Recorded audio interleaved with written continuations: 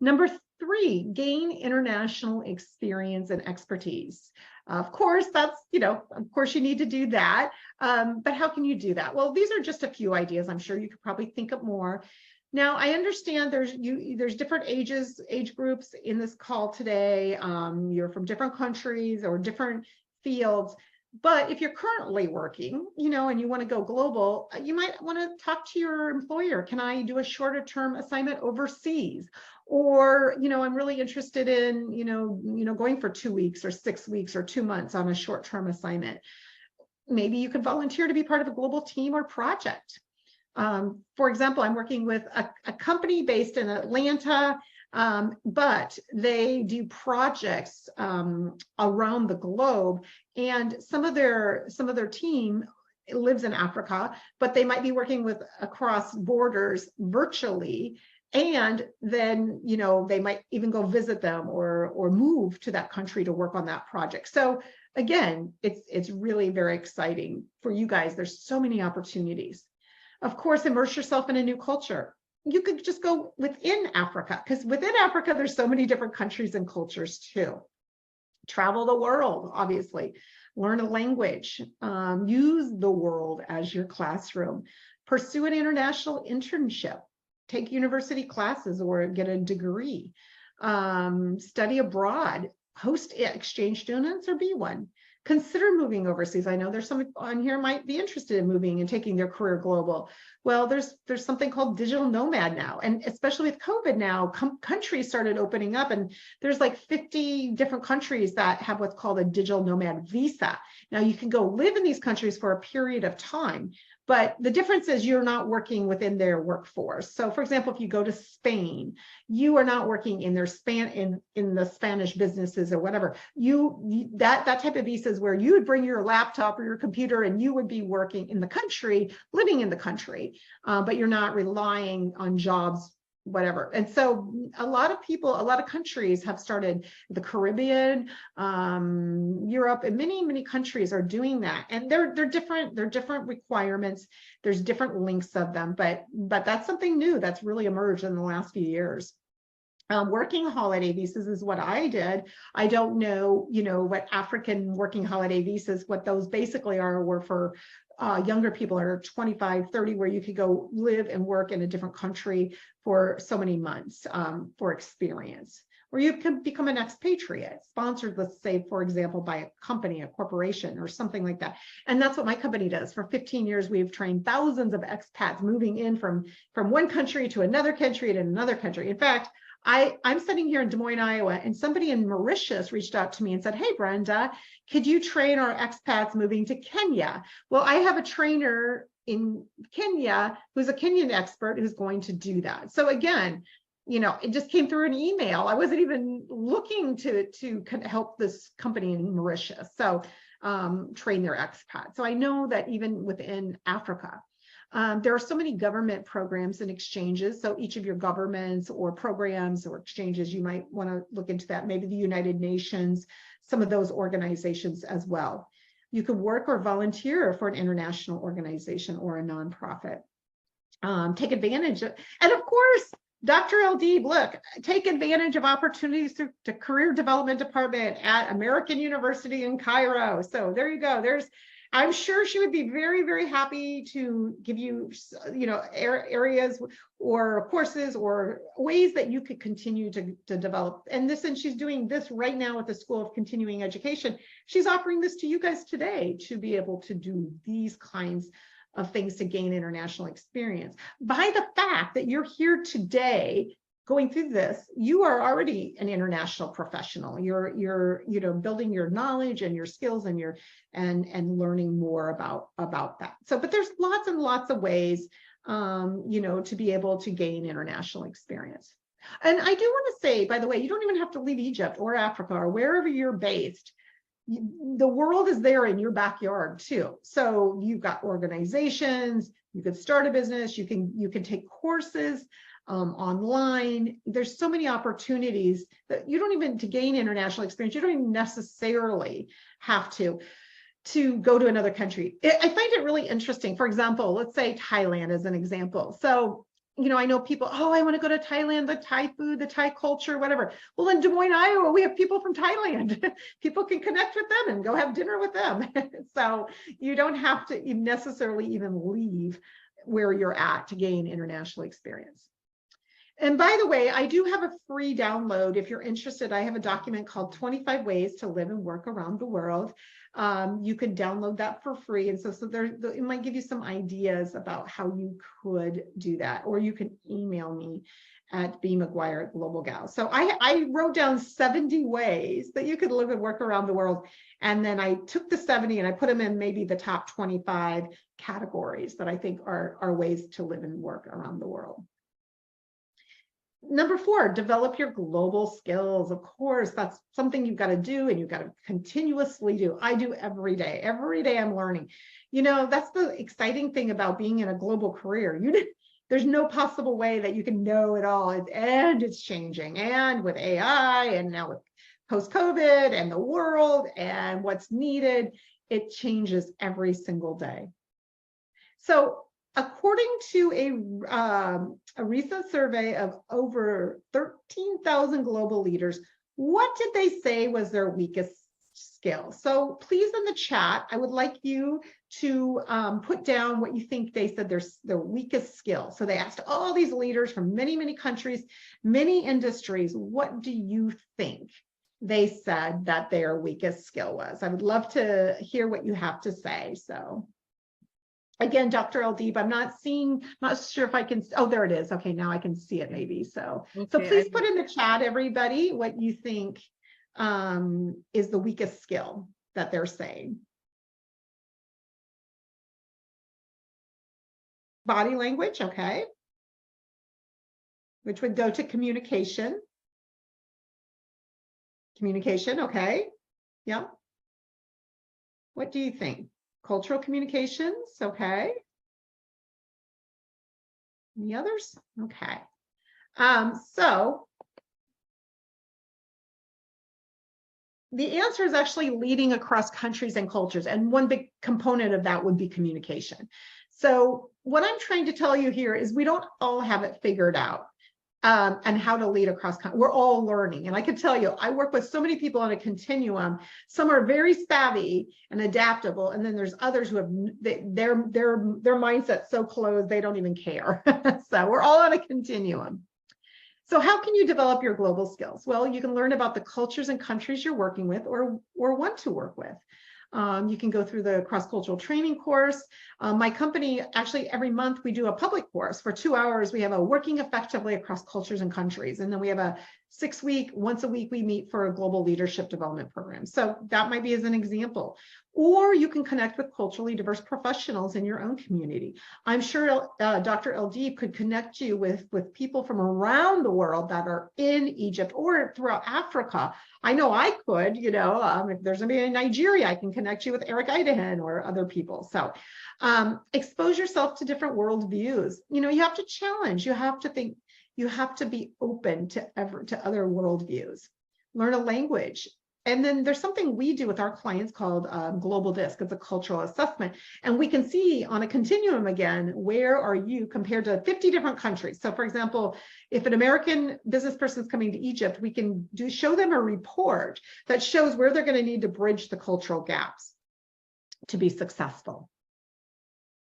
And I think one of the most important things is being culturally aware. So knowing cultural do's and don'ts, international protocol and etiquette, understanding diverse business practice, intercultural communication styles. So speaking of diverse business practices, so for example, we often work with, let's say an American's going to do business in the Middle East, let's say Dubai. And so we would tell them, okay, this is how you do a deal. This is how you negotiate. This is how business is done. This is how a meeting's conducted. Every country is different. And even in Africa, each country and how they do business is going to be different. There will be some similarities, but there's going to be differences as well. Intercultural communication styles. So some cultures are very direct, like Americans, we're very, very direct. We say it how it is, we're verbal, but in some cultures it's very indirect. I learned this the hard way when I lived in Japan for 2 years. And I worked with Japanese where they're very indirect, and that would be the nonverbal. We call it high context communication. So you get the meaning from the body language, the facial, all of those types of things. They're looking at that, and that makes it hard especially when we're communicating virtually, to know those, to be able to read some of those things. But when you're working with a country, you have to think about that communication style. So today, I'm going to put you on the spot. Today, you'll be flying to meet an important international client for the first time. So let's say you work for some big company who, oh my gosh, they're going to send you to do a multi-million-dollar deal, and this is really important. So think about, in the beginning, I asked you which country. Some of you are going to Switzerland. Some of you are going to Italy. I know you put different countries down. So think about that country, okay? And you get on the flight, you go to the airport, you fly there, you take the long flight there. And then when you arrive, you get into the customs, you go through customs, you get in the taxi, you go to the business meeting. Now, these are questions I'm going to ask you. Now that you've arrived, are you able to say hello in the new culture? Do you know how to introduce yourself in the host culture? Now, remember, you are representing your company. This is a really big deal. You're representing your company. You are going to do a multi-million-dollar deal. Do you know these basic things? Maybe, maybe not, So for somebody who puts Switzerland, do you know how to say hello? Do you even know what language they speak? By the way, Switzerland, where I live, they speak 4 official languages. Did you know that? Most people didn't know that. And actually, Switzerland's about the same size as my state of Iowa. So it's very similar.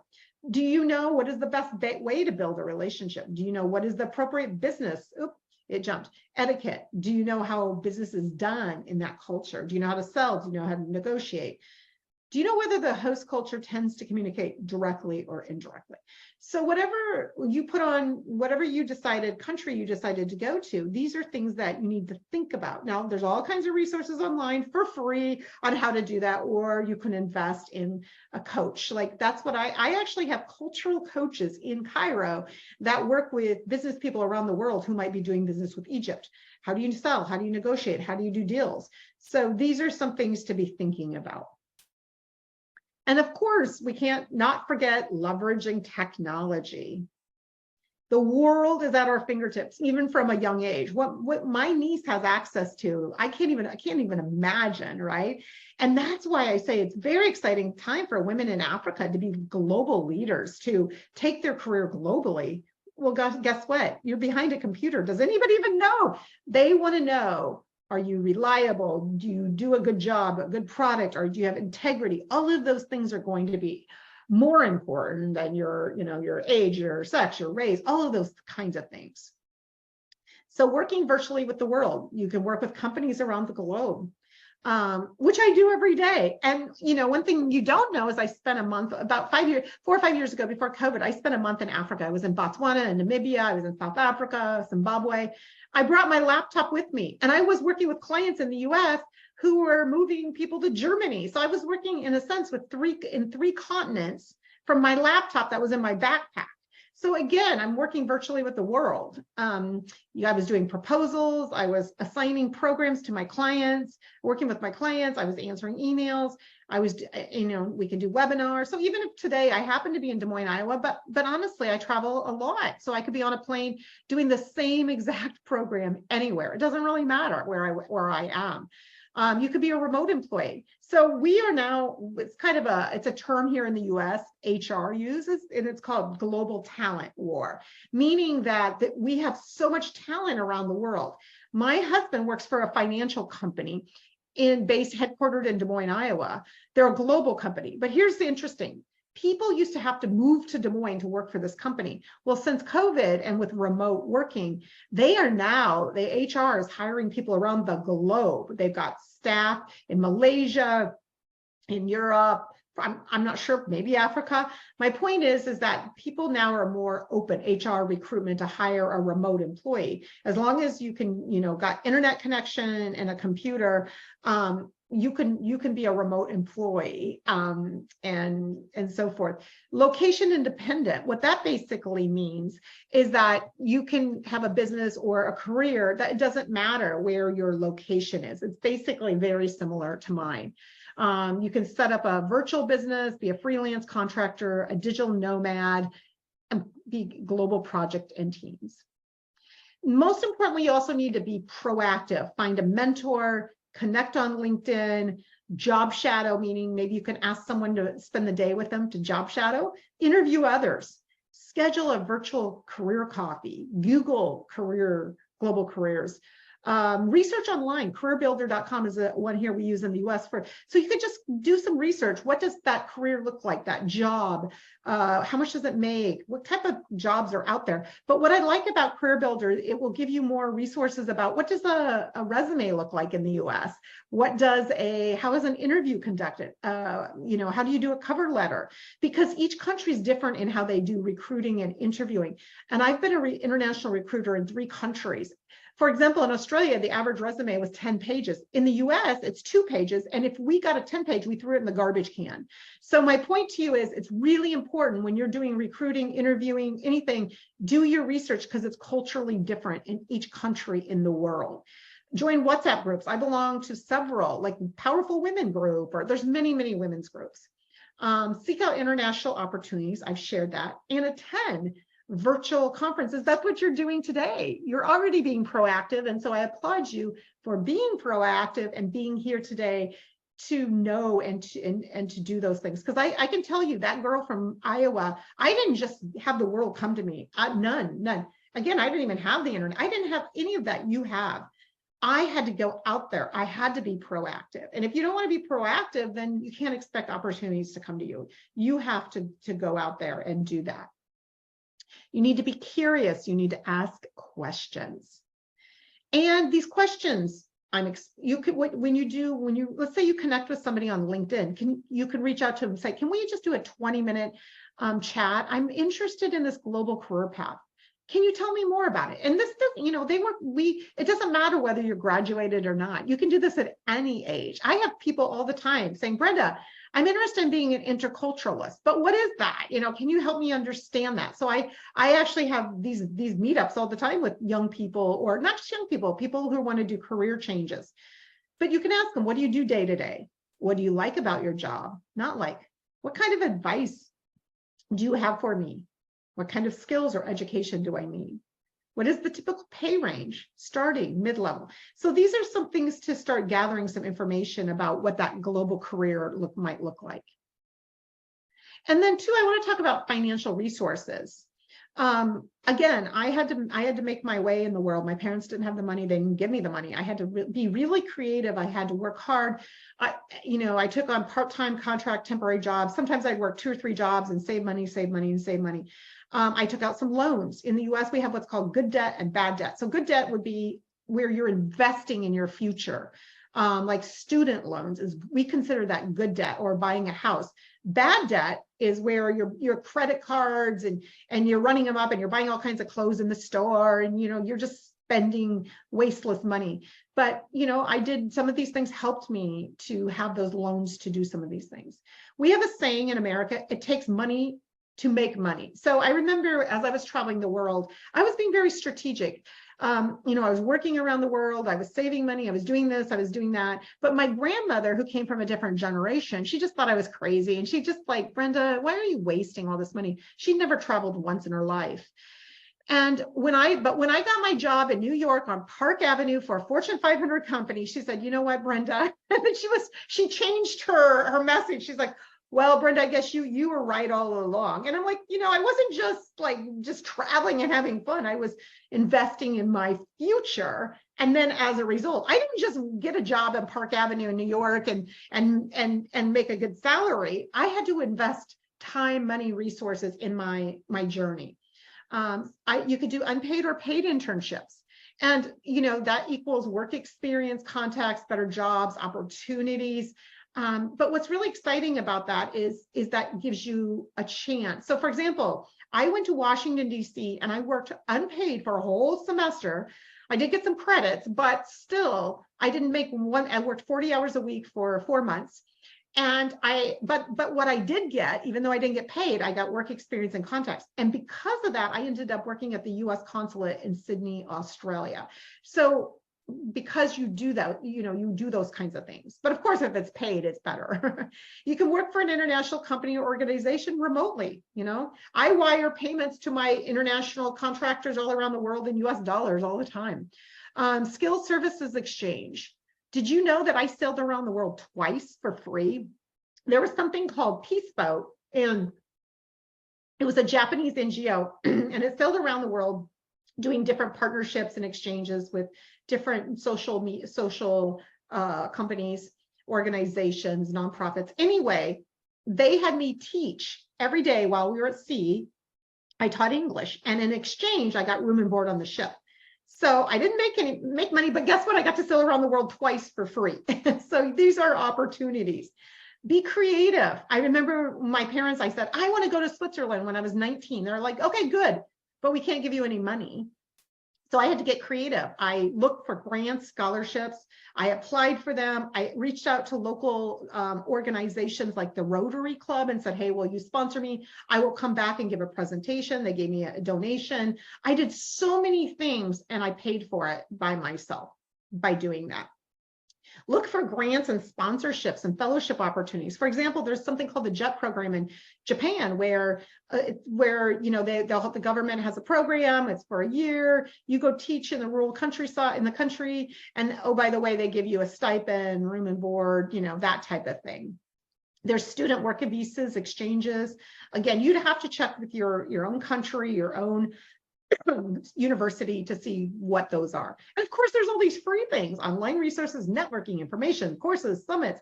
I didn't have any of this, and I did all of that. So you guys are 10 times ahead than I will have ever been. So you really don't have any excuses. There's a lot of opportunities out there, so to do many, many things. And most importantly, number 7, believe in yourself. That's one of the most important things. I believed in myself. People didn't believe in me, but I believed in myself. And to do that. And tips, if others can do it, so can you. If this girl from Iowa can now work with Africa on a daily basis, then you're African, you can work with America on a daily basis, right? You can say, I'm an international educator. I'm an international finance person. I'm a global entrepreneur, whatever it is. You need to own that. By being on here today, you're already global. You're already international. So you put that on your LinkedIn. I'm an international speaker. I'm an international, whatever your field is. Recognize we don't have it all figured out. Most people in the world don't have anything. Trust me, we don't even have it figured out. I every day learn something new. And remember, your generation has advantages that we never, ever had. Take advantage. For women in Africa, this is exciting. This is an exciting time. And remember, we're all on a global journey. So just remember, you're going to have ups and downs. You're going to have roadblocks. You're going to have detours. The average person in the US changes careers 7 times, not jobs, careers. I probably am on my 10th career. That's because I didn't know what I didn't know. And I just would find different things. So again, just remember, it's a journey.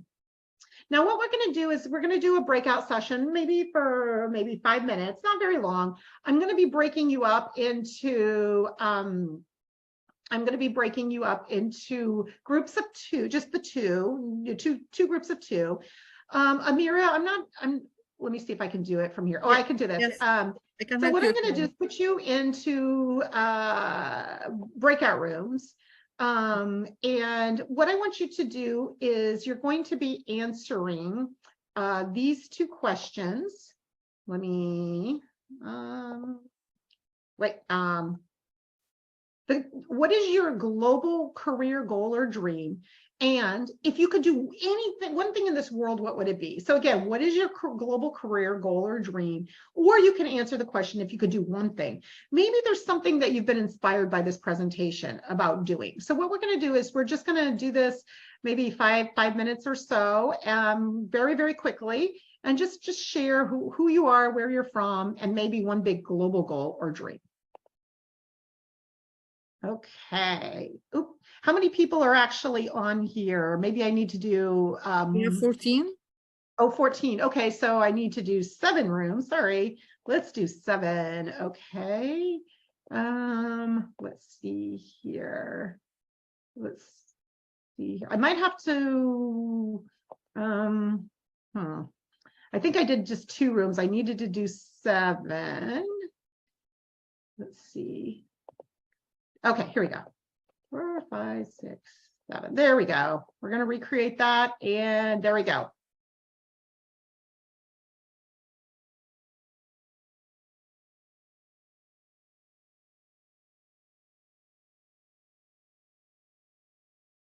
Take 1 minute to, if you could just take 1 minute, and maybe if you'd like to share, you don't have to, but if you'd like to share in the chat, maybe what is one of your global career goals or dreams?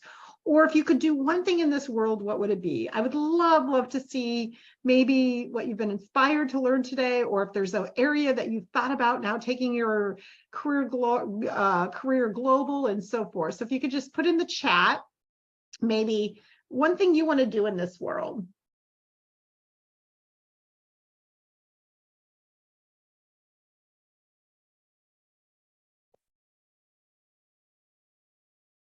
Okay, we'll wait to see, and maybe there won't, but I also want to know that here in the US, we're really big into time. So what I'm going to do is wrap up the presentation now by just saying, remember that each of you can have some big success in this small world.